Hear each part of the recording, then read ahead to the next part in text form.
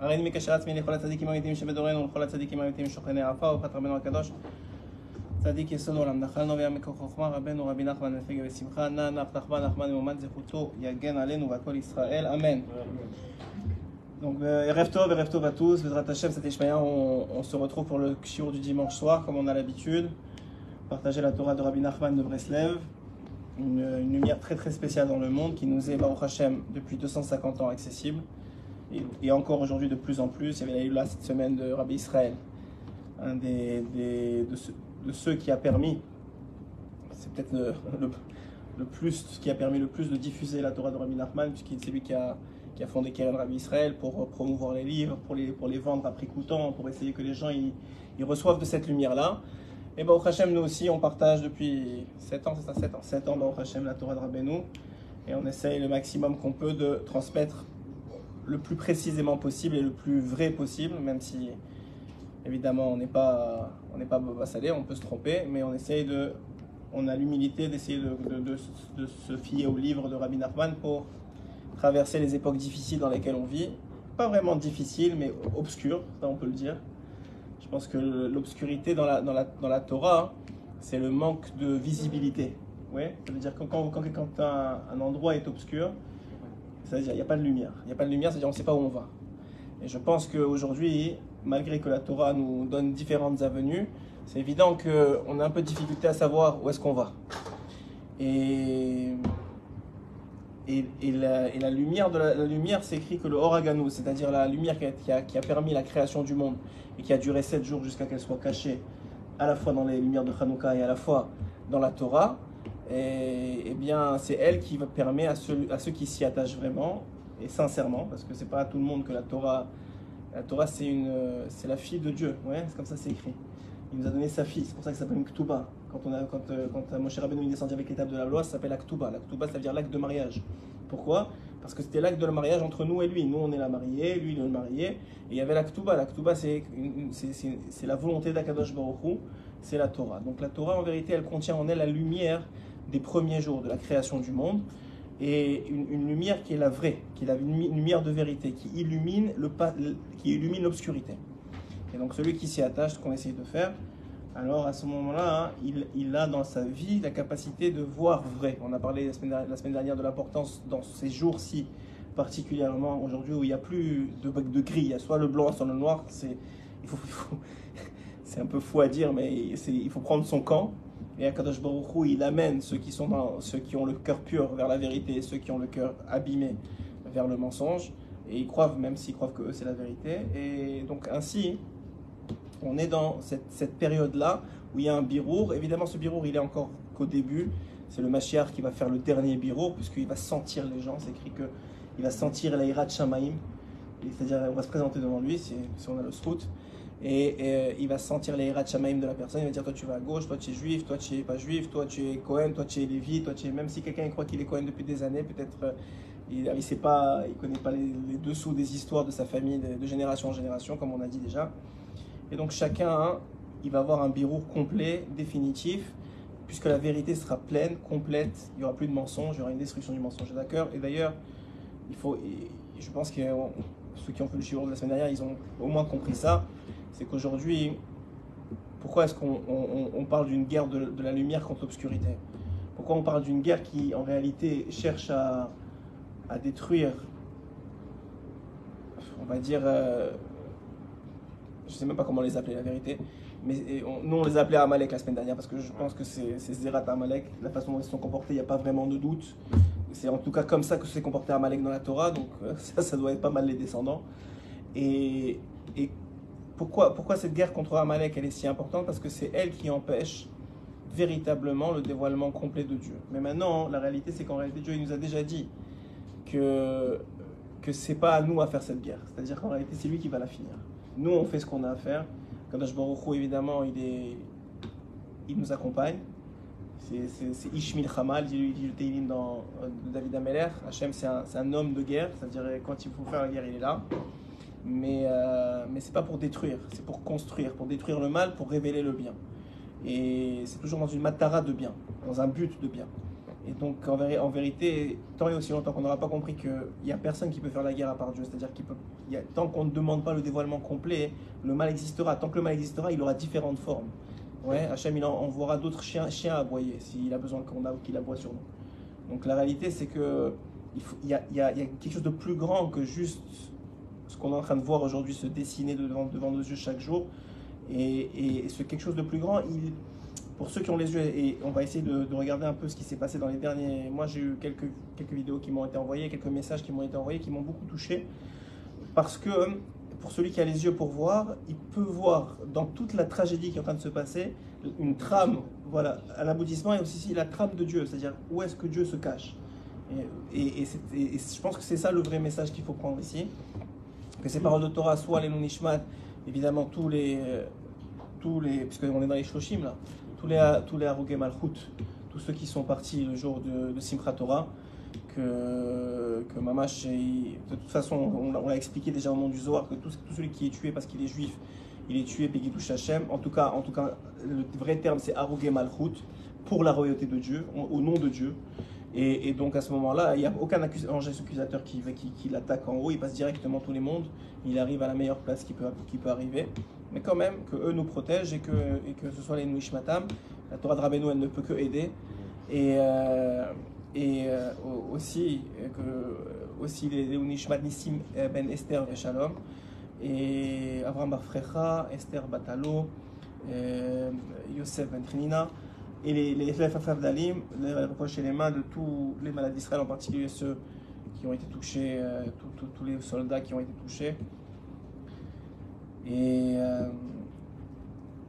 qui ont été touchés, qui ont besoin de refouach chez les mains, Bezrat Hashem, qu'on n'entende que des bonnes nouvelles. Tout le monde marche que des bonnes nouvelles dans toi, Israël. Tov, alors, la première chose à comprendre, qu'on va essayer de voir à travers le Likutei Moharan, mais que je vais vous donner déjà en introduction, c'est que malgré que les gens ils sont un peu en panique, ils sont un peu en stress de ce qui se passe, j'ai l'impression même, quand je parle au téléphone, à plus les gens de l'extérieur que nous qui vivons ici, parce qu'on a un sentiment ici qu'il y a quand même Hachem avec nous, on voit vraiment, il y a quelque chose qui se passe. Moi personnellement, il y a un or, il y a une lumière de Géoula que moi ça fait 8 ans que je suis là maintenant, j'ai jamais vu ça. C'est-à-dire un respect entre nous, même au supermarché, même sur la route, des choses que vraiment on ne ressentait pas jusque-là. Et ça nous a rapprochés, on voit un hors de Géoula, on voit que c'est un moment propice. On voit que c'est en vérité un moment extraordinaire, malgré toute la difficulté et les mauvaises nouvelles qui sont là. Mais il y a quelque chose qui se passe au niveau pnimi, au niveau intérieur. Il y a un dévoilement, il y a un or. On dit que qu'est-ce qui différencie les fêtes du reste des jours de l'année? C'est qu'il y a une lumière de Dieu qui se dévoile à ce moment-là. Oui, ça veut dire par exemple Shabbat, c'est la lumière d'Akadosh Baruch Hu qui s'habille dans le Shabbat. On dit Boïkala, Boïkala, viens ma fiancée, j'accepte la fiancée de Dieu, mais en acceptant la fiancée de Dieu, j'accepte un dévoilement de Dieu. Quand je viens par exemple à Pessah, c'est le dévoilement de la Géoula. C'est de la Géoula d'Égypte, mais en vérité puisque c'est écrit que tous les exils ressemblent à l'Égypte et toutes les libérations ressembleront à la libération d'Égypte. Donc on attend cette Géoula, il y a un or qui se passe. Le Rosh Hashanah, c'est le din, c'est le jour du jugement. Donc il y a la malchoute d'Hachem qui se dévoile, ouais, etc., etc. On voit en ce moment que malgré que ce n'est pas une fête et que Cheshvan, il n'y a pas de fête, c'est Mar Cheshvan, on appelle ça, donc c'est une fête où il n'y a pas de fête, où c'est normalement un moment calme, où commence l'hiver. On voit qu'il y a un or très spécial qui se passe. Moi, je pense en particulier en Eretz Israël. Je ne sais pas si ça se ressent autant en Chutz La'aretz, mais en Eretz Israël, on ressent énormément qu'il y a quelque chose qui se passe et qu'il y a quelque chose qui est en train qu'il y a un dévoilement d'Hachem. Maintenant, il faut être capable de le voir et de recevoir de ça. Pourquoi il faut être capable de recevoir de ça? Parce que c'est écrit dans la Gemara qu'il y a des convertis, lorsqu'ils se convertissent, alors ils reçoivent des souffrances. La Gemara demande, mais je ne comprends pas, un converti, normalement, il n'était pas juif avant. Une fois qu'il devient juif, on dit qu'il est comme s'il est de nouveau-né. La preuve, c'est que même ses anciens parents, c'est plus ses parents. Il est complètement, il passe au mikvé, il ressort une nouvelle personne. On lui change sa neshama. On a expliqué au nom la semaine dernière que nous et Ishmaël, on n'a pas le même père parce que Avraham et Avraham, c'est pas le même. Il y a eu pas une sorte de conversion. Il a fait la Brit Mila, on lui a ajouté une lettre, on a changé son nom, ça veut dire qu'on a changé sa neshama. Donc c'est une nouvelle personne en réalité, même si il a le même corps, c'est une nouvelle personne. La même chose un converti, il a le même corps, il passe sous le mikvé, il fait la brit mila, c'est terminé, il reçoit une neshama juive. Donc la Gemara elle demande pourquoi Hachem, tu le fais souffrir. Sauf, il a rien fait, c'est un nouveau-né, tu peux pas souffrir un nouveau-né. Et tu peux pas dire qu'il a des gilgoulim, mais il est converti, il vient de naître. Alors la Gemara elle dit parce que c'est pas tous qui souffrent, mais ceux qui souffrent, c'est parce que la lumière, le dévoilement d'Hachem qui l'a poussé à se convertir a eu lieu et il a attendu avant de se convertir. Il a attendu avant de se convertir, dit la Gemara. Ça veut dire le temps qu'il a repoussé sa conversion, pour X ou Y raison, il doit entre guillemets réparer ça.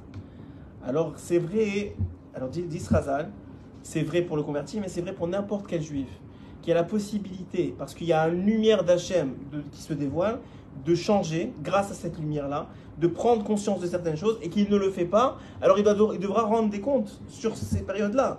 C'est comme un homme arrive Kippour, c'est un moment de pardon, lui il ne veut pas se faire pardonner, lui ça ne l'intéresse pas.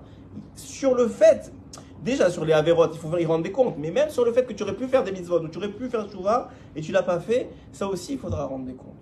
Alors, c'est pas, encore une fois, on n'est pas là pour dire, pour montrer le bâton, c'est pas ça l'idée, surtout en ce moment. L'idée, c'est qu'aujourd'hui, on voit qu'il y a une lumière spéciale qui se dévoile. Même les gens qui sont très très loin, on le voit, ils sont touchés. Ils sont touchés par ce qui se passe, ils se remettent en question, ils réalisent que ce monde-ci, si encore il y en a qui pensaient que ça valait quelque chose, ça vaut rien. Qu'il y a l'insécurité, c'est-à-dire il y a que Akadosh Baruch Hu dans le monde. C'est-à-dire tu peux faire confiance à personne, tu peux te mettre en sécurité de personne. Il y a eu le corona, on a fait confiance à la médecine. Finalement, on a réalisé que la médecine, ceux qui sont dans le domaine ils le savent. On a rien entre les mains, c'est que Hachem. Maintenant est venue entre guillemets la guerre, mais surtout le fait que on croyait dans l'armée. Ceux qui croient en Hachem, ils savaient déjà que c'est que Hachem qui décide si oui ou non l'armée elle garde, elle réussit, elle protège. Mais on va dire, ceux qui croyaient en l'armée, toute leur espérance, elle est tombée à l'eau. Elle a dit, ce qui nous protège, ils sont passés comme dans du beurre dans le truc. C'est Hachem, il a fermé les yeux à tout le monde. Donc on voit qu'il y a énormément de Milevado, comme on a expliqué. C'est-à-dire qu'en réalité, Hachem, il a un message. C'est qu'il n'y a que moi. Et on ne voit pas seulement ça. Et le fils de Rav Ovadia, on m'a envoyé un message. Il pleurait dans le message parce qu'il lui demandait, mais s'il y avait eu ton père, comment il aurait réagi? Alors, le fils de Rav Ovadia, il lui a dit la vérité, c'est que s'il y avait eu mon père, il n'y aurait jamais eu ça. Ce serait jamais arrivé. Mon père vivant, il n'aurait pas laissé faire ça. Ça veut dire, et il pleurait, il disait, et je dis, alors à qui aujourd'hui, vers qui on doit se tourner? Et lui, il disait, maintenant lui, il y a des tzadikim dans la génération, mais lui, il disait, moi, j'ai personne avec qui me retourner. C'est-à-dire qu'en réalité, on voit que Rav Kanevski est parti l'année dernière, des grands rosh yeshiva, ils sont partis au fur et à mesure des années. On voit qu'aujourd'hui, il y a des tzadikim, mais des tzadikim comme Rav Ovadia, comme Rav Kanevski, on ne les trouve pas. Rav Steinman, le Rav Eliashiv, on ne les trouve pas. On ne sait pas vers qui se retourner. Et c'est fait exprès, c'est écrit qu'à la fin des temps, Ella Avinu Sheba Shamayim. Hachem, il va dire, il n'y a que moi. Même les tzadikim, ils sont en haut avec moi. Il n'y a que moi, il n'y aura que moi. Soit vous criez vers moi, soit il n'y aura pas. Et c'est ce qui s'est passé à la sortie d'Égypte. Qu'est-ce qui a déclenché la Géoula? C'est que c'était tellement dur. Quand c'est écrit, il y a un nouveau roi s'est levé. Et après, juste après, Hachem est venu en Moshe. Quel est le lien entre les deux? Dit Razal, eux ils croyaient c'était à cause du roi. Quand ils ont vu qu'un nouveau roi s'est levé, c'était encore pire. Ils ont dit quoi? Donc c'était pas à cause du roi, c'est encore pire. Et ils ont commencé à dire, oh ça suffit. Ils ont commencé à crier vers Hachem. Ils ont dit, ça y est, on n'en peut plus. Et elle a dit, ah, maintenant j'ai écouté vos cris, je vous envoie Moshe. Je vous envoie le Bachir. Donc en réalité, ça vient de là. Ça vient qu'Hachem, il veut pas faire, il fait pas ça. C'est pas un tyran, encore une fois. Ceux qui étudient avec nous un peu l'économie morale, ils comprennent qu'Hachem, c'est loin d'être un tyran. Donc l'idée, elle est qu'il veut réveiller chez l'homme la capacité de connecter avec l'infini et avec la vérité. Parce qu'il y a un céder, pas seulement parce qu'il y a un céder, parce que c'est ça qui va être la vie après le Mashiach. Donc si tu n'as pas réussi à te connecter avec cette vérité-là avant, tu risques d'exploser. C'est comme quelqu'un, Quand j'explique toujours l'histoire du soleil, c'est comme quelqu'un maintenant, il est là à quelques, bon, je ne sais pas combien exactement de kilomètres du soleil, mais il est là. Il est capable de vivre. Pourquoi? Parce que sa peau est capable de supporter l'exposition solaire qu'on est à ce kilométrage-là. Mais si maintenant tu le ramènes demain à 3 kilomètres du soleil, il brûle. Mais Hachem, c'est plus que le soleil, c'est une lumière infinie, une lumière spirituelle. C'est quoi la maca trop chère? C'était quoi la plaie d'obscurité en Égypte? La plaie d'obscurité en Égypte, c'était une lumière. C'était la lumière du Horaganouz. Hachem, il a mis la lumière partout, mais pour ceux qui ne sont pas capables de voir, ils ne pouvaient plus bouger tellement c'était noir. Et les Juifs, eux, ils se trimballaient comme ils voulaient. Pourquoi? Parce que c'était la même lumière. Sauf qu'il y en a qui avait la Torah, ou même pas la Torah, qui était juif, qui avait une âme capable de voir, parce qu'en Égypte, à part les Lévis, il n'y avait pas de Torah. Donc ils étaient capables de voir à travers cette lumière-là, comme c'est écrit que le Horaganouz est caché pour les tzadikim à d'Avo. Et les Rechaïm, et ben eux, et les Rechaïm, je parle des Goïm, oui, les Égyptiens, eux, ils étaient tétanisés, ils ne pouvaient même pas bouger tellement il faisait noir. Donc ça veut dire c'est la même lumière. Donc Hachem, qu'est-ce qu'il dit? Il dit quoi? Maintenant, regardez, vous voulez la Géoula, mais la Géoula, c'est quoi? C'est moi. Mais si vous n'êtes pas capable de vivre avec moi, à quoi ça sert la Géoula? Vous comprenez l'idée? C'est-à-dire qu'en réalité, je veux moi vous la donner, mais vous n'êtes pas prêts. Donc je suis obligé de m'ézarzéa, de faire trembler le monde, pour que vous compreniez qu'à un moment, il n'y a que moi. Et si vous intégrez cette idée-là, alors vous allez vivre avec moi même dans ce monde, et vous allez vous préparer, vous allez mettre des couches de protection sur votre corps, le jour où moi je vais me révéler, vous allez pouvoir vivre. Parce que sinon, à quoi ça sert que j'ai fait tout ce monde-là? Je l'ai fait pour vous. Il dit Hachem, Rabbeinu, il dit tout ce monde-là, il est fait que pour Am Israël. Et pour les tzadikim de Wotam Malam qui vont être attachés à Am Israël et qui vont choisir le bon côté. Tout le reste, c'est même pas que Hachem va les détruire, ils supporteront pas la présence d'Hachem. Le dévoilement, il sera trop fort. C'est écrit que les églises, elles vont s'enfoncer sous terre de honte. Les mosquées, la même chose. Ça veut dire quoi? Ça veut dire qu'en réalité, c'est juste une conséquence à la vérité. Quelqu'un qui n'est pas prêt avec la vérité, quelqu'un qui ne veut pas entendre la vérité, quelqu'un qui ne veut pas vivre avec la vérité, Hachem, c'est la vérité. Donc tu peux pas dire, vous imaginez que Akadosh Baruch Hu, tout le monde le sait, c'est écrit dans la Torah, Akadosh Baruch Hu, il a laissé faire que des enfants soient encastrés dans des murs par les Égyptiens pour remplacer les briques. Même Moshe, ça l'a dérangé. Même Moshe, il a dit, mais qu'est-ce que tu fais, Hachem? Tu ne peux pas laisser faire ça. Il lui a dit, ah ouais, tu penses que tu aimes plus mes enfants que moi? Vas-y, sauve-en un. Il a sauvé un, c'est devenu Mira, c'est lui qui a fait le veau d'or. C'est-à-dire que si tu l'avais laissé, sa mort dans ce monde, qui n'est rien en vérité, aurait été une capara, il serait revenu parfait. Toi, tu as voulu le sauver soi-disant, et finalement, ça a été pire. C'est comme aujourd'hui, tous ceux qui nous reprochent, je sais pas, il y a eu une histoire avec une ambulance, ouais, qu'ils ont tapé une ambulance, il y avait des terroristes dedans. Et tout le monde reproche comment on peut taper une... Vous ne comprenez pas. Si on laisse cette ambulance-là, que soi-disant, c'est ça votre morale à vous, les terroristes qui sont dedans, ils ne vont pas en tuer 4, ils vont en tuer 10 000. Donc c'est quoi l'idée? C'est d'attendre qu'ils en tuent 10 000 et après ça, comme elle disait Golda Meir, je préfère vos condamnations à vos condoléances. Après ça, vous allez dire, oh, les pauvres juifs, ils ont encore un pogrom. Mais on n'a pas besoin de vous dire les pauvres juifs. Nous, on veut juste pas qu'il y ait de pogrom. Donc on est obligé d'agir. Sinon quoi? Ça sert à quoi tout ça? En tout cas, je ne vais pas rentrer dans ça parce que c'est même pas de la Torah pour moi et c'est complètement illogique. Mais l'idée, elle est quoi? C'est que pour nous, en tant que juifs, il y a un message. Hachem, il est là partout, il est là particulièrement dans ces événements-là et on le voit et mon but dans ce shiro-là et à travers les mots de Rabbeinu, c'est de voir comment il est là. Mamash, parce que c'est très, très, très. Pour ceux qui voient, c'est presque. Ça fait peur comment c'est clair. Ok? Donc, déjà, hein, on a vu et ça commence à se dévoiler de plus en plus. Et ne prenez pas mes mots pour vous dire, parce que des fois les gens ils comprennent pas bien, pour venir les Hachem on dit en hébreu, pour venir condamner celui-là ou celui-là ou celui-là. C'est pas du tout le but. Le but c'est que nous on soit renforcés par la vérité qui apparaît dans ces événements-là. Pas de dire lui il est dans le mensonge ou lui tu fais pas. C'est pas ça. Chacun il prend pour lui. Et je le dis à chaque fois et je le redis aujourd'hui. Donc l'idée elle est comme ça.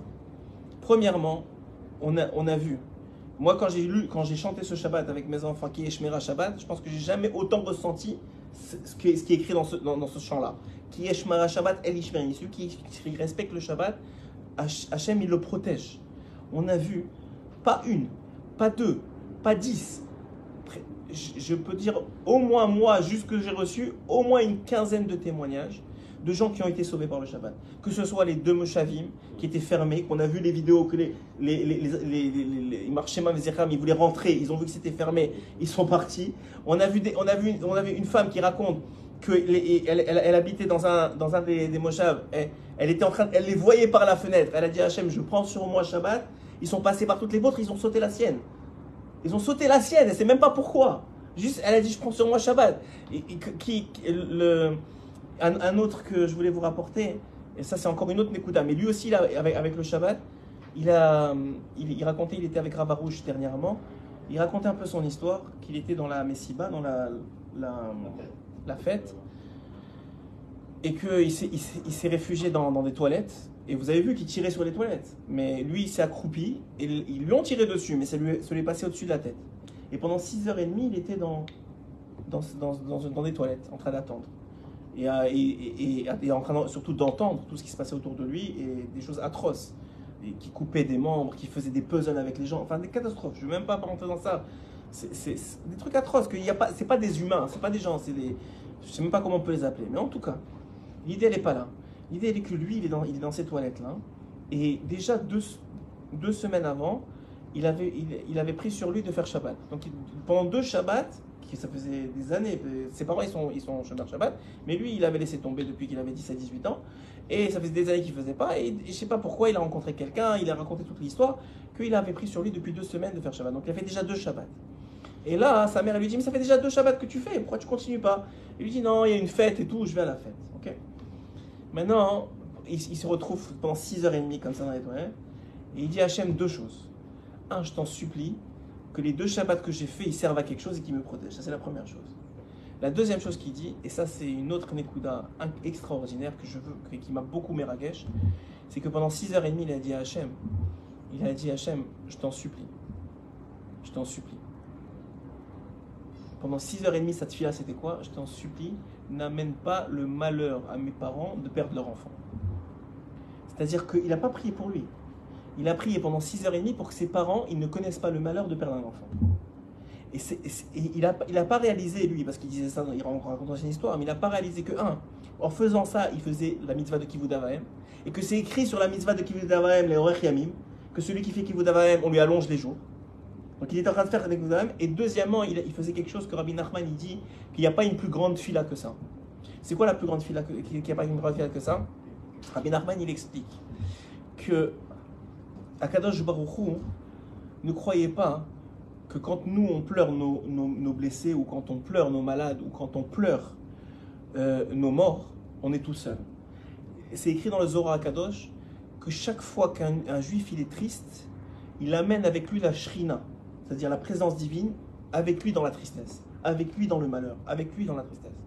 Ça veut dire que Hachem, il pleure avec nous, il pleure plus que nous. C'est écrit, Rabbeinu, il disait que quand Rabbi Nachman, quand je dis Rabbeinu, c'est Rabbi Nachman, quand Rabbi Nachman il disait quand les gens ils viennent me voir, vous croyez quoi, qu'ils me racontent leurs problèmes, je souffre plus qu'ils souffrent. Si Rabbi Nachman il peut dire ça, alors encore plus Hachem qui peut dire ça. Hachem il souffre beaucoup plus que nous. Et donc dit Rabbi Nachman, la plus grande fila qu'on peut faire, la plus grande prière qu'on peut faire, c'est de dire à Hachem, Dai le tsarotecha, que ça suffit tes souffrances à toi. Ça suffit que toi tu souffres. Oublions-nous 2 secondes que ça suffit que toi tu souffres. C'est ça la plus grande fila, dit Rabbi Nachman. Parce que c'est une vérité. Ça suffit que la Shrina elle soit en exil. Vous savez, la Avodat Hashem, la plus grande aujourd'hui, la plus forte aujourd'hui, à l'instant T, je vous dis, c'est Chatzot Laila. De toutes les mitzvot qu'il y a à faire aujourd'hui, la plus grande, la plus nécessaire, c'est Chatzot Laila. Pourquoi? Parce que Chatzot Laila, comme il faisait David Ameller, c'est un moment de prière pour la Shrina, pour la présence divine qui est en exil, qui est en galoute depuis 2000 ans, qui souffre avec nous, qui souffre à cause de nous. C'était un dilemme dans le ciel, est-ce qu'il détruisait nous ou le temple? Et il a dit, je détruis le temple, mais à cause de ça, j'éloigne la Shrina. C'est pas arrivé de nous dire. Le vrai problème, c'est qu'à cause de nous, Hachem, il souffre. Quelqu'un, il ressent ça. Alors à ce moment-là, il peut vraiment faire le Tikkun Chatzot. Il peut vraiment faire Tikkun Rachel. Il peut vraiment faire Tikkun Léla. Parce que c'est ça qui se passe vraiment. Hachem, il souffre à cause de nous. Hachem, vous croyez qu'il ne veut pas la Géoula? Il veut de la Géoula depuis Adam Arishon, il veut la Géoula. Mais il a un procédé. Un procédé qui a un processus. Et ce processus-là, il a une finalité. Cette finalité, c'est qu'on soit capable de réparer Adam Arishon. Et que Adam Arishon réparé, ils vivent avec Hachem comme il était avant la réparation, mais encore mieux avec le bonheur de savoir qu'on a une part dans cette réparation. On a une part dans cette réparation, exactement, dans la réparation de la Géoula. Que chacun, on puisse dire, on est une partie du puzzle. On est une partie du puzzle. C'est-à-dire qu'en réalité, la Géoula, c'est quoi? C'est l'image que je peux vous donner, c'est que c'est un puzzle fait de milliards de kilomètres avec des milliards de pièces. Et nous, on a quelques pièces dans ce puzzle. Mais le problème, il est, heureusement d'ailleurs pour nous, c'est que le puzzle ne peut pas être complet s'il manque une pièce. Même la nôtre qui fait 1 mm² sur les milliards de kilomètres. Ça ne change rien. Notre pièce, elle est nécessaire. Et elle est nécessaire pourquoi? Parce que Hachem nous a créés pour qu'on puisse, à la fin des temps, ressentir le bonheur d'y avoir participé. Donc il attend jusqu'au dernier qu'il mette sa pièce à lui, qu'il mette son morceau de puzzle. C'est ce qu'il dit le Ramchal dans Mesilat Yesharim. Le Ramchal dans Mesilat Yesharim, il dit la chose suivante. Il dit, dans la section Chassidout, il dit là-bas, qu'est-ce que ça veut dire être un chassid? Alors, il dit, les gens ils pensent, puisqu'il y a la définition commune, que c'est faire plus que ce que la halakha te demande. La halakha te demande, par exemple, je ne sais pas moi, de ne pas couper ici, de pas raser les péotes avec la lame. Il y en a qui vont faire pousser les péotes. Pourquoi? Pour embellir la mitzvah. Quelqu'un dit il faut faire 3 séoudas à Shabbat. Lui, qu'est-ce qu'il fait? Il achète les salades, il fait de plus en plus. Pourquoi? Parce que il fait plus que la halakha. Maintenant, il dit le Ramchal. Mais c'est vrai que c'est ça, mais c'est pas seulement ça. C'est-à-dire qu'en réalité, ça se voit avec nos yeux quand on voit quelqu'un faire plus que la halakha. Par exemple, quelqu'un qui se réveille à Netz pour faire la prière. Pourquoi? Tu peux faire jusqu'à la 3e heure. Ouais. La 3e heure après le lever du soleil, tu peux encore prier, tu as encore Kriyat Shema, tu peux encore faire ça.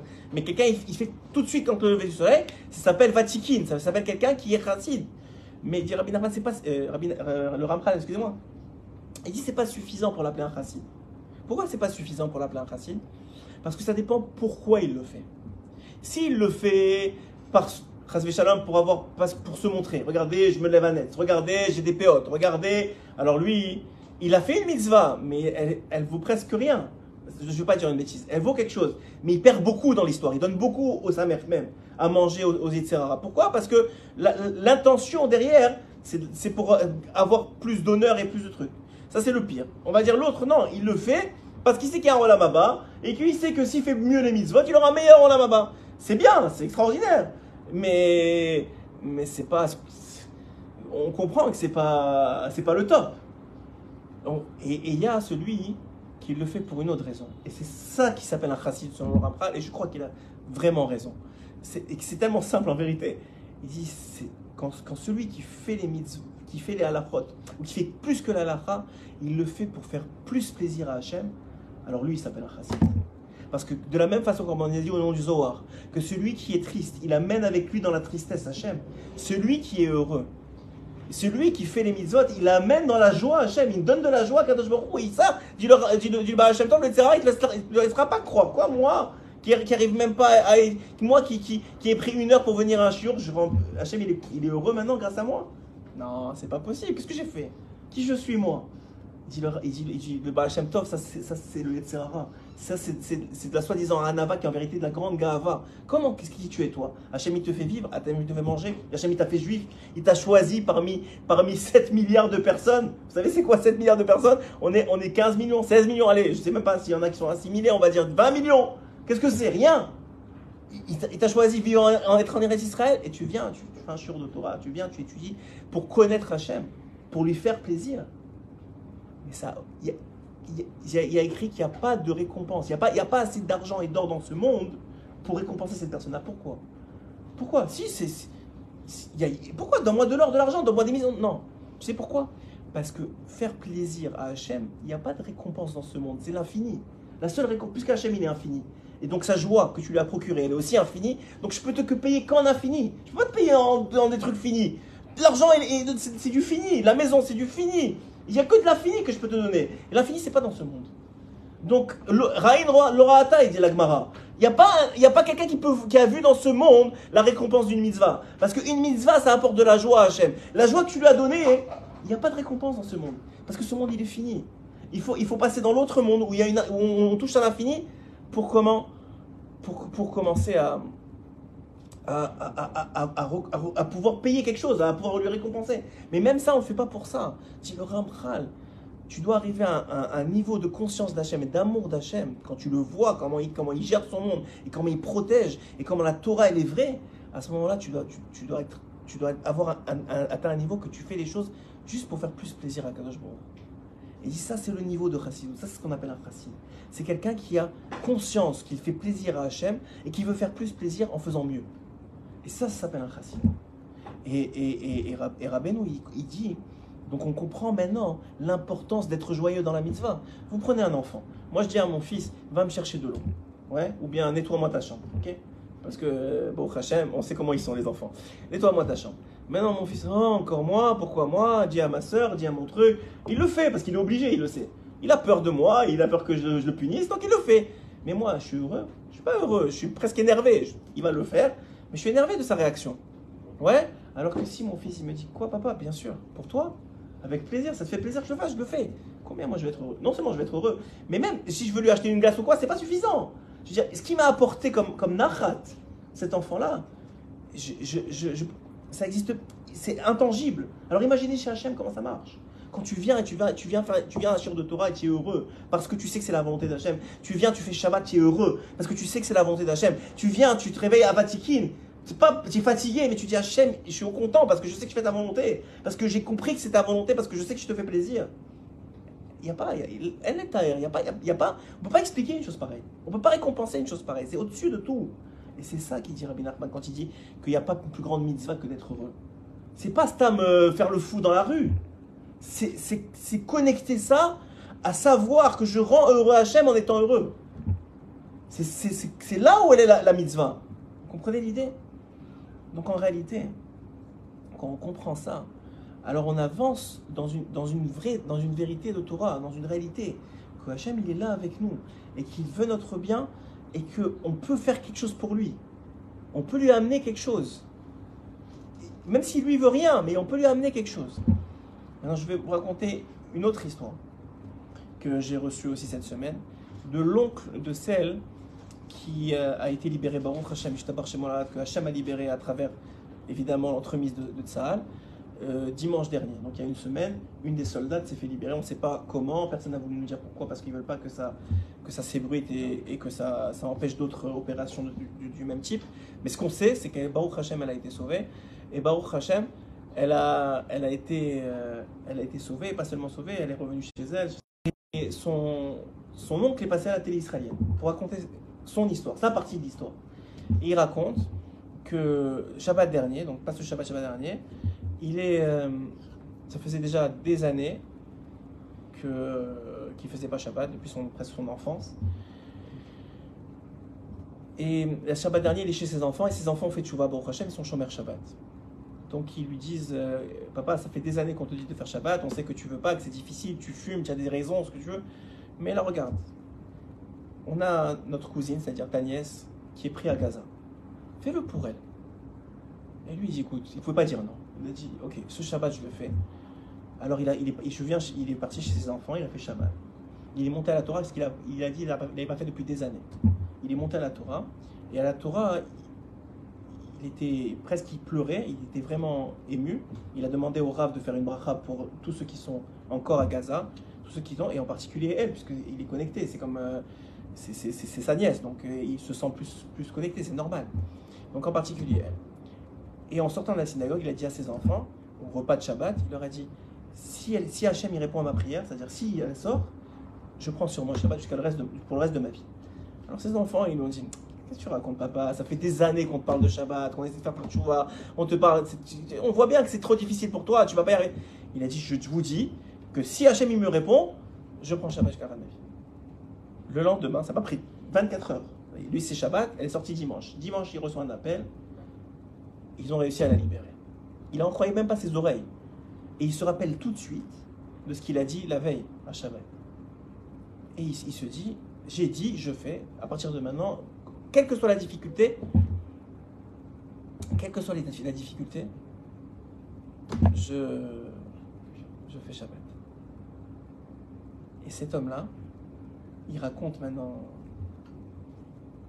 à la télévision israélienne, il raconte à la télévision israélienne quelque chose qui est incroyable. C'est pas toute l'histoire qui m'a bluffé.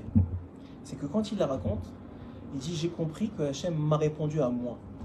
Mais en même temps que lui, les parents de la fille, ils faisaient Afrashatrala, ils ont payé 70 Avrechim pour étudier pour leur fille. Il y a plein de gens qui s'est mobilisés. Mais lui, qu'est-ce qu'il a senti? Qu'il leur a répondu à lui. Et ça, c'est ce que dit Rabbi Nachman dans l'Écoute Moran 5. C'est quoi ce que dit Rabbi Nachman dans l'Écoute Moran 5? Et pour ceux qui écrivent, je sais pas quoi, dans la Torah, il n'y a pas d'arnaque. Il n'y a que ceux qui ne la comprennent pas qui croient que c'est le cas. Donc, l'idée, elle est comme ça. L'idée, elle est que, il écrit les Rabbi Nachman dans l'Écoute Moran 5. Il dit qu'au nom de la Gemara, que chaque juif doit dire tous les jours Haolam Nivra Bishvili. Le monde dans lequel je vis a été créé pour moi.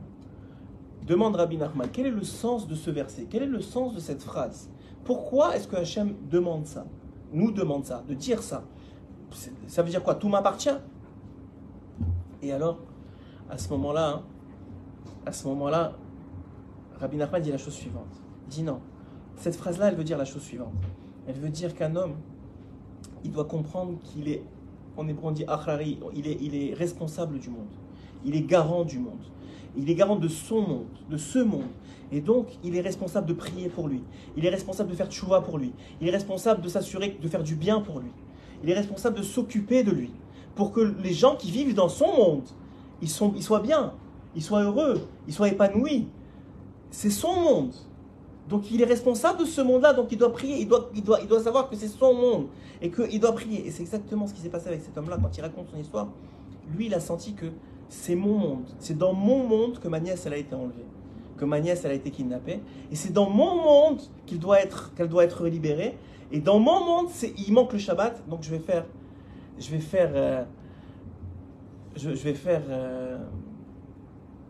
ce que je dois faire pour que mon monde aille mieux. Ouais, pour que mon monde aille mieux. Et donc l'idée, elle est comme ça. L'idée, elle est que chacun d'entre nous, on est dans notre monde. Et on a la responsabilité de notre monde.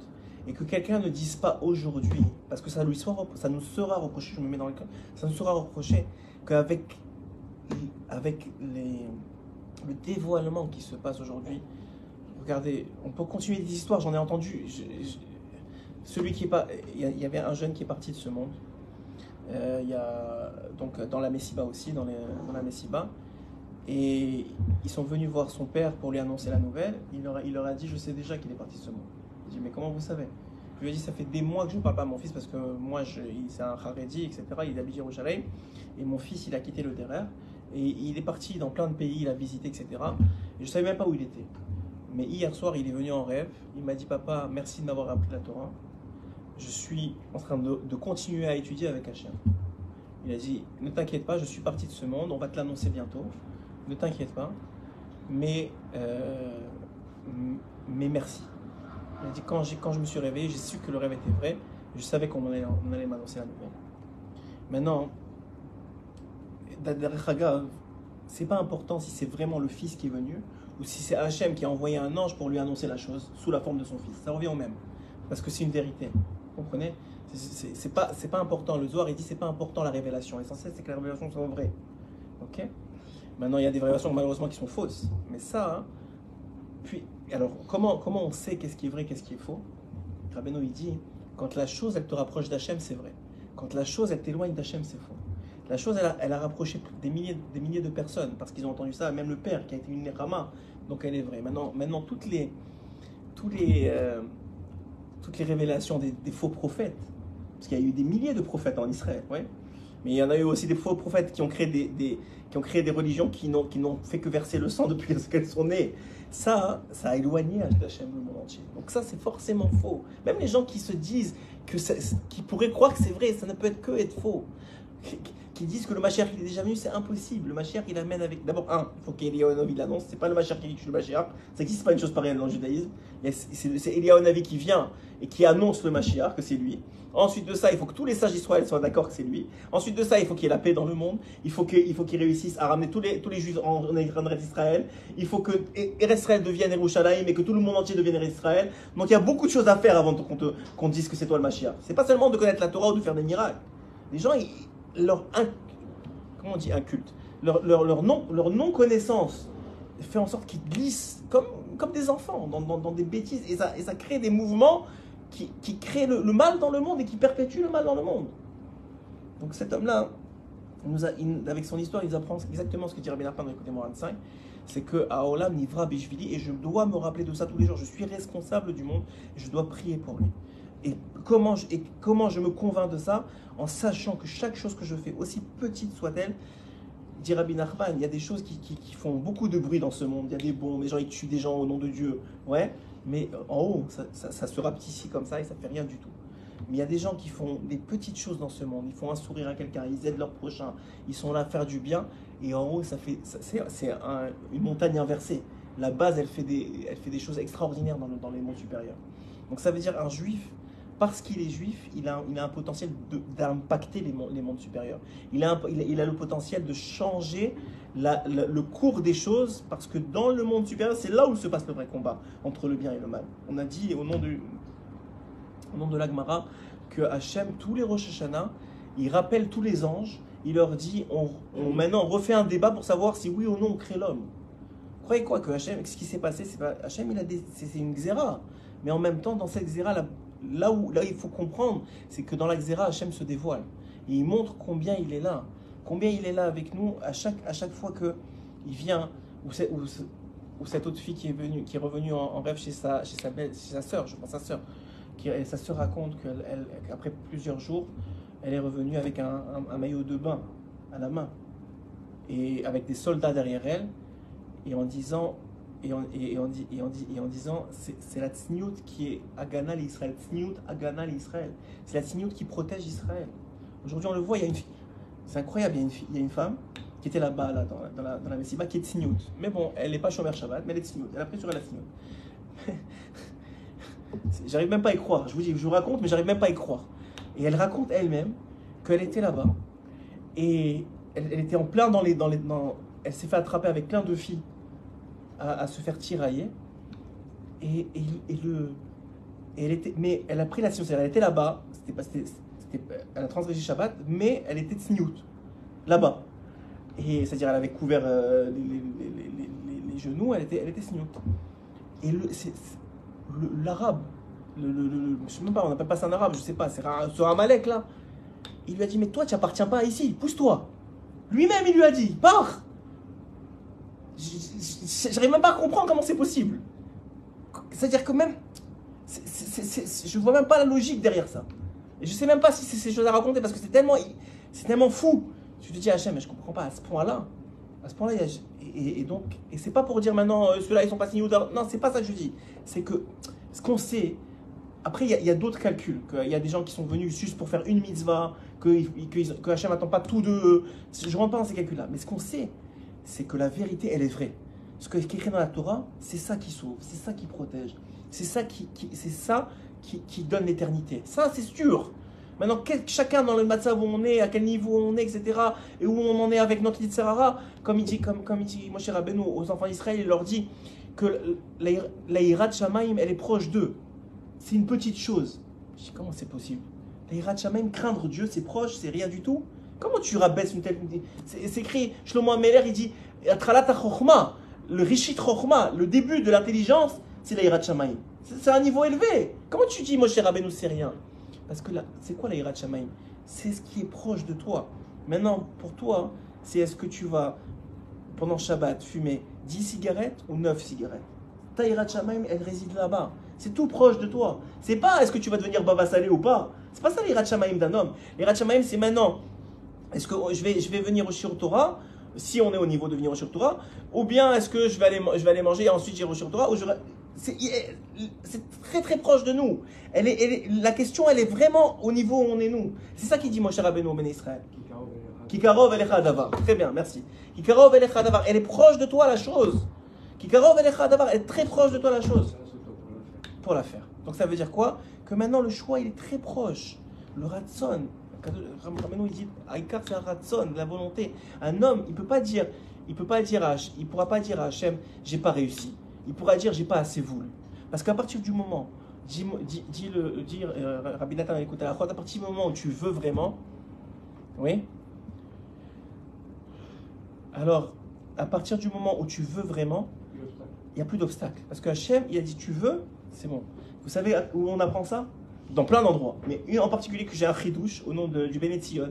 Le Bene Tzion, il écrit dans son livre, Rav Friedman, il écrit dans son livre, la paracha d'hier, dans la Hakedat Yitzhak, que Yitzhak, il a été, malheureusement pour vous, c'est Yitzhak qui a été pris pour faire la Hakedah.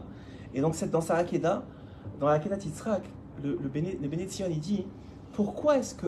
Non, quel est l'ange qui a été envoyé à Hachem, à Abraham, pour lui dire, ne sacrifie pas ton fils? Hachem, il sait que tu as de l'Irat Shamaim, ne sacrifie pas ton fils. C'est qui cet ange-là? C'est pas écrit. Alors dit le Bene Tzion au nom du Zohar HaKadosh, il dit l'ange qui a été envoyé à Abraham Avinu pour lui dire de ne pas sacrifier son fils, c'est l'ange qui a été créé par la volonté de Abraham Avinu de sacrifier son fils. Pour lui dire, tu n'as pas besoin de le faire, tu m'as déjà créé. C'est bon, Hachem il considère que tu l'as fait. Tu avais tellement de ratson que ça y est, c'est bon, il n'y a plus besoin de faire. Et Abraham il dit, mais j'ai fait une bracha, j'ai fait la bracha de la shrita. Il dit, c'est bon, il t'a préparé un haïl, prends le haïl, fais le sacrifice. Ça veut dire qu'en réalité, le ratson, c'est ça l'essentiel. C'est pour ça que je vous ai dit que le chassid, c'est pas seulement celui qui fait plus que ce que va Hachem, c'est quelle est l'inkavana, l'intention qui est derrière. C'est ça l'essentiel. Est-ce que ça vient d'un ratson amiti, ça vient d'une volonté vraie ou ça vient d'autres raisons extérieures? Si ça vient d'une volonté vraie, alors ça prend tout son sens et ça arrivera. Et ça arrivera. Rabbeinu dit, quand est-ce que tu sais que tu as vraiment voulu? Quand tu fais. Quand tu finis par faire, ça veut dire que c'est bon, tu as atteint le ratson qu'il faut. Donc la réalité c'est quoi? Et Rabbi Nathan dit, où est-ce que tu travailles ton ratson? Tu travailles ton ratson dans la tfila. Dans la tfila. C'est dans la tfila, parce que la tfila, c'est la prière, c'est elle qui construit ta volonté. C'est elle qui met dans des mots ta volonté. Quand tu demandes à Hachem quelque chose, tu demandes à Kadosh Baruch Hu, moi je veux faire pour toi, je veux que tu sois heureux grâce à moi, je veux que tu aies du nachat de moi et de tous mes enfants et de tous ceux qui sont là, je veux la Géoula pour toi. C'est ton ratson, il s'habille dans ça. Quand tu te lèves quand tu te lèves à minuit, maintenant c'est 11h30, donc que tu dors pas, parce que moi j'arrive pas à dormir à 11h30, tu dors pas à Khatson, et tu viens et tu t'assois par terre, tu peux faire les Tehillim pour t'en débarrasser, parce que tu sais que tu dois à Hachem un minimum, il t'a donné la vie, un minimum, il te demande de faire quelque chose, tu le fais. Je veux dire, c'est le minimum d'Akaratatov, mais c'est un niveau très bas. Et ça m'arrive des fois de faire parce que je suis fatigué, et tu le fais juste parce que tu dois quelque chose, tu dois à Hachem la vie, donc tu fais les choses.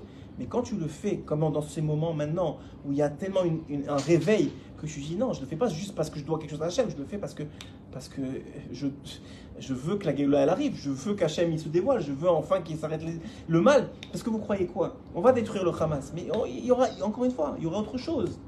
Si Hachem, lui, il détruit pas le mal, le Shoresh, la source, il ne fait pas avaler, que la terre, elle avale le mal, et que ça c'est fini, il y aura toujours des problèmes.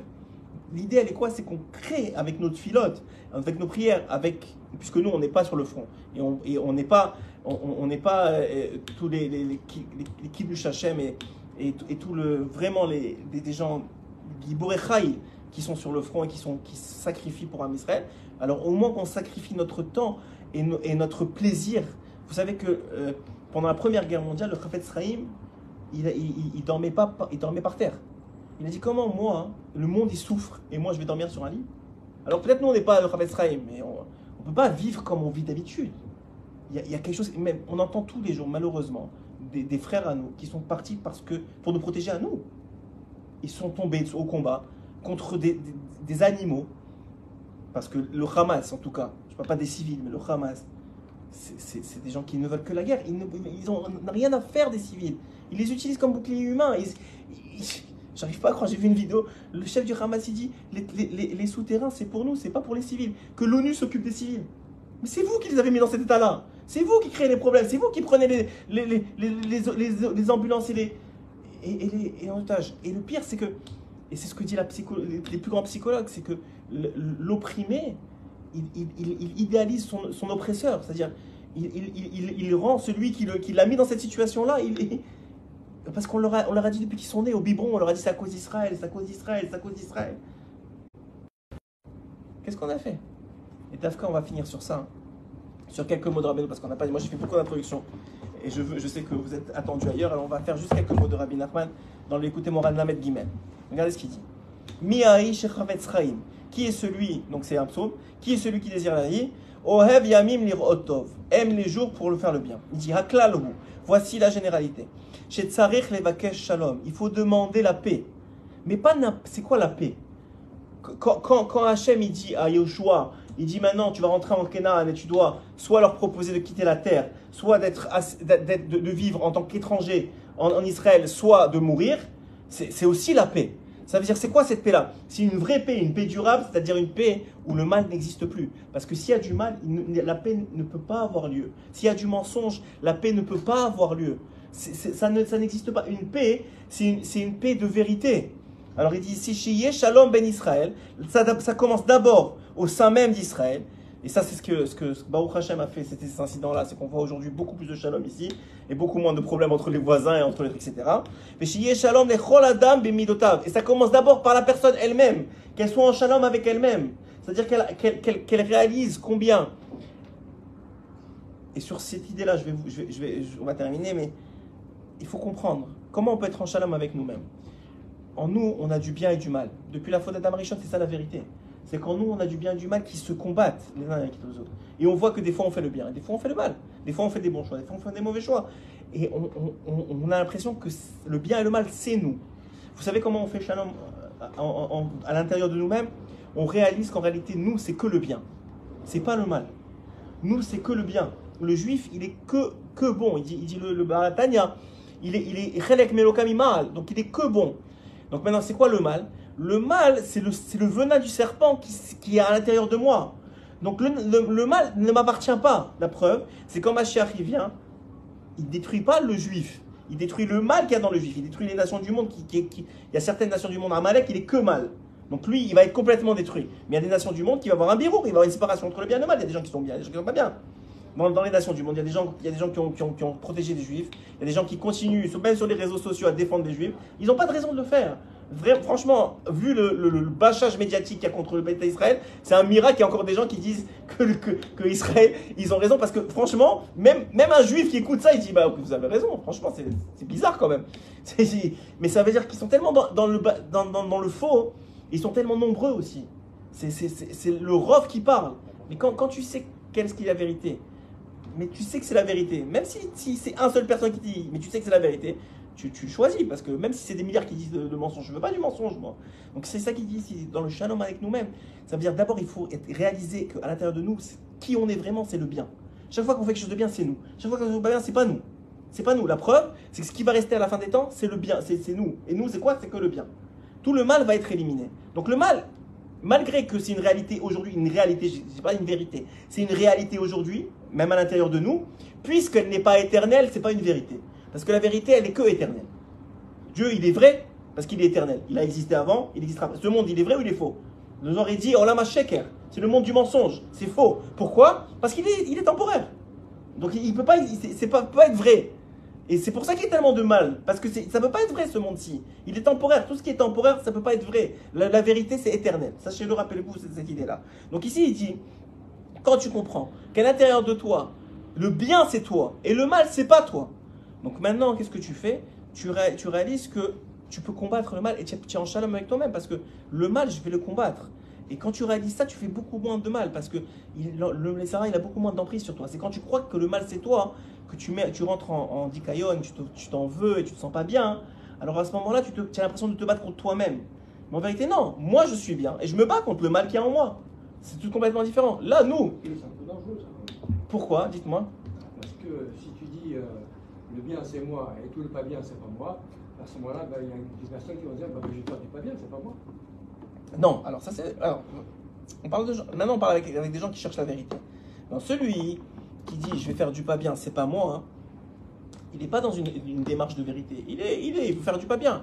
Même si tu lui dis que c'est lui le pas bien, il va continuer à faire du pas bien. C'est quelqu'un qui cherche cherche les excuses. Maintenant, pour lui, ça ne change rien. Pour celui que ça change, c'est celui qui cherche la vérité. Celui qui veut faire du mal, il va trouver toujours des excuses pour le faire. Donc il va te dire, ouais, alors, si c'est comme ça, moi aussi. Mais maintenant, pour celui qui cherche le bien, et là, on parle de nous, celui qui cherche le bien. déjà celui qui cherche le bien. Non, parce que même lui, l'Etzera, il attaque. Quelle est le forme du Yetzirah qu'il attaque? Encore plus. Mais comment il attaque? Il lui dit, regarde tout ce que tu fais de mal. À quoi ça sert que tu vas au Shiur Torah? Regarde tout ce que tu fais. À quoi ça sert que tu fais un Tehillim? À quoi ça va te servir? Regarde tout ce que tu fais. Ah, tu viens de t'énerver, pourquoi tu vas à la prière? Ça n'a rien à voir. Je viens de m'énerver, c'est parce que j'ai du mal en moi, je dois réparer. Mais la prière, c'est du bien, et ça c'est vrai, ça va être pour l'éternité. Aujourd'hui, il y a des milliers, enfin pas des milliers, je n'ai pas envie de chercher des bêtises, mais il y a beaucoup de groupes de Tehillim. Moi, sur le groupe que je suis, on a à peu près 323 Tehillim, je peux vous dire exactement, c'est sur mon téléphone, on est à peu près à plus de 300 Tehillim depuis le début de la guerre.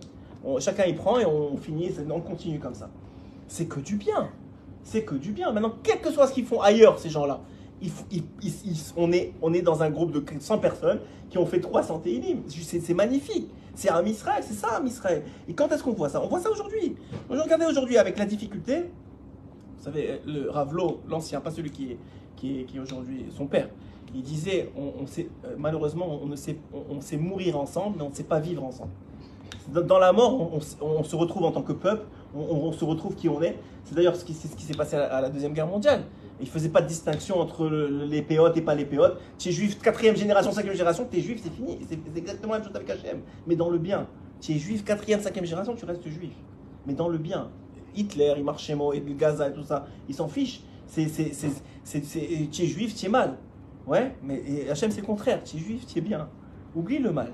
Et c'est ça la vérité. Mais c'est ça. Pourquoi c'est tellement gênant? Parce que ça fait aucune logique. C'est gênant pour les nations du monde. On a expliqué la semaine dernière. Même eux, ils savent pas. Hein? Même eux, ils savent pas. Tu peux pas.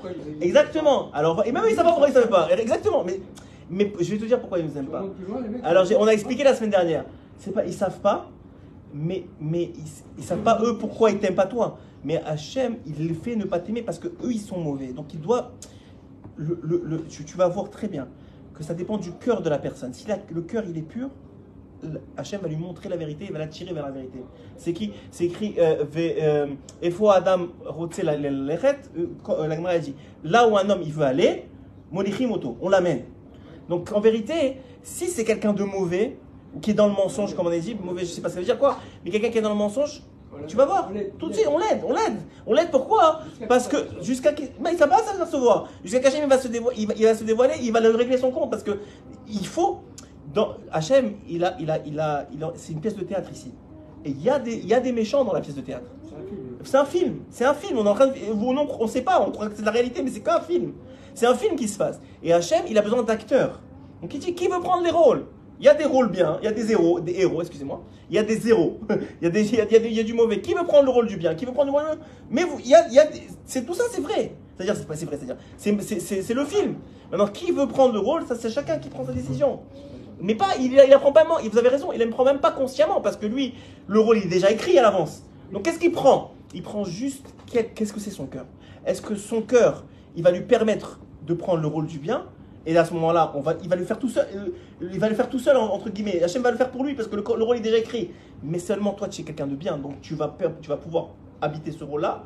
Ou bien, tu es quelqu'un qui a un mauvais cœur, et donc, on va te faire naître dans une mauvaise famille, et on va te faire grandir en te mettant au biberon qu'Israël, c'est sa mère même, et on va te mettre un kalachnikov dans les mains à l'âge de 12 ans, et pour faire leur pourim à eux, comme ça disant, ils sont heureux de faire semblant de tuer du juif, et on va te faire rentrer le 7 octobre à tuer du juif.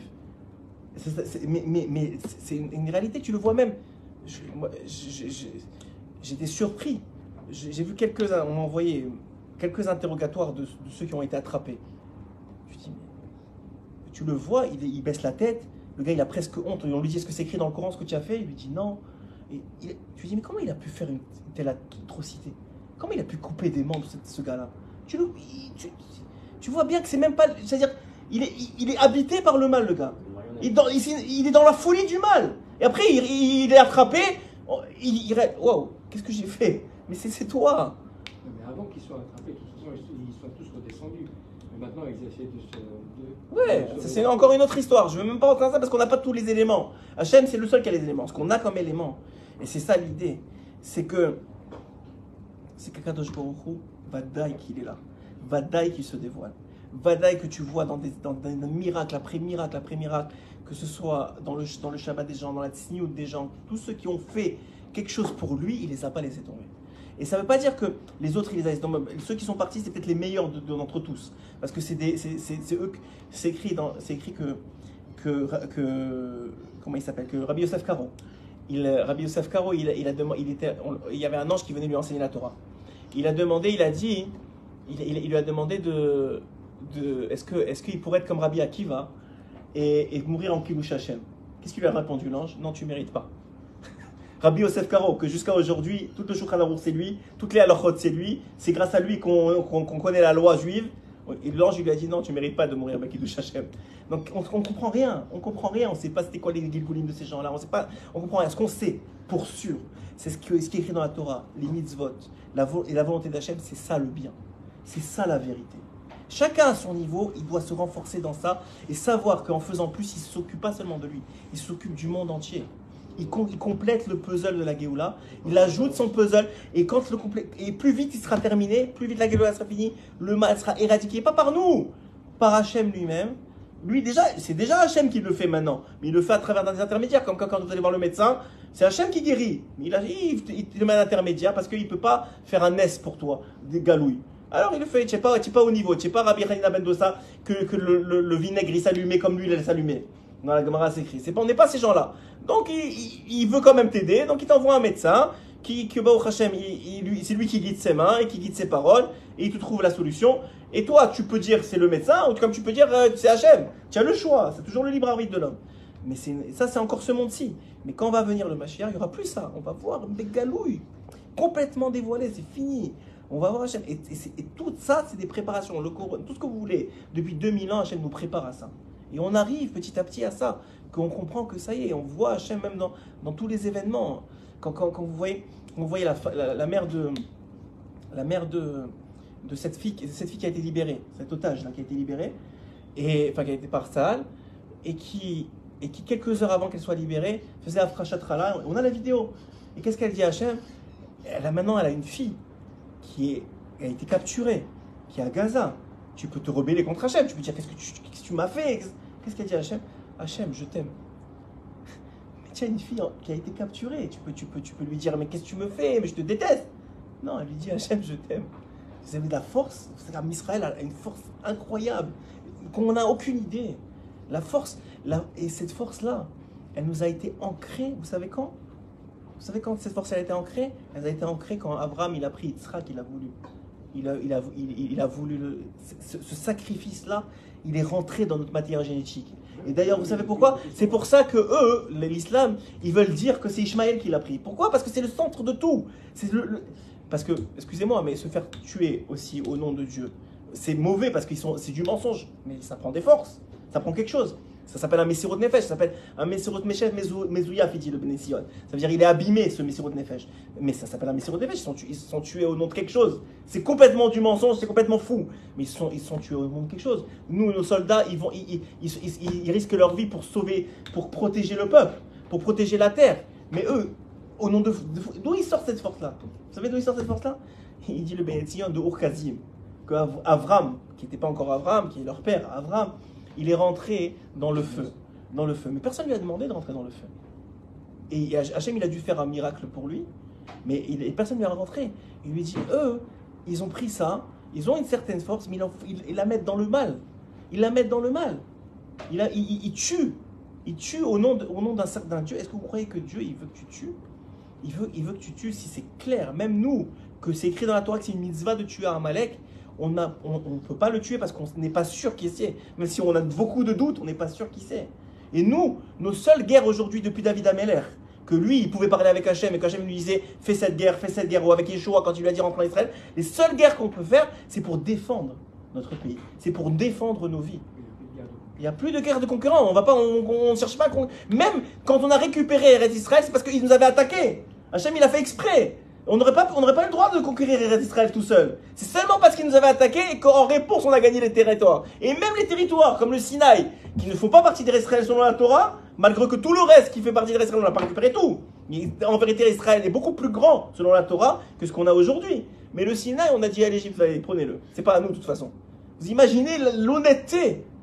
On leur a dit, de toute façon, dans la Torah, c'est pas écrit qu'on a le Sinaï, reprenez-le. On n'en voulait pas, on veut que notre terre, on veut ce qui a été promis à Abraham Avinu. Et on est même prêt à accepter qu'ils vivent avec nous. Mais juste, pas pour nous tuer, pas pour nous voler, pas pour nous faire du mal. Il faut être fou. Et c'est ça le sens de toute l'idée. Maintenant, voilà pourquoi Rabbeinu il dit, dans ce d'écouter Moran, parce qu'on ne l'a pas fait en entier, que c'est ça la source du bonheur, c'est d'être shalom. Mais le seul shalom, ses pieds, les pieds de cette paix-là, le bonheur, il nécessite la paix. Mais cette paix-là, elle nécessite la vérité. Si tu es face à du mensonge, il ne peut pas avoir de paix. Ça n'existe pas. Ça va finir par revenir à la guerre. Parce que quand tu es face au mensonge, à des gens qui ne sont pas là pour faire la paix, il n'y a aucune chance. Il n'y a que Hachem qui peut régler le problème. Et Hachem, il a besoin pour régler le problème que nous, on finisse le puzzle de la Géoula. Très